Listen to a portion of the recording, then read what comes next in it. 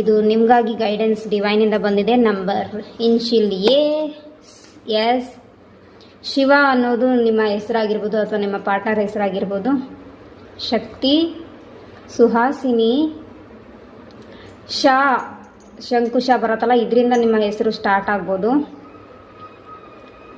Neela, N F O E T C P D I V R L G H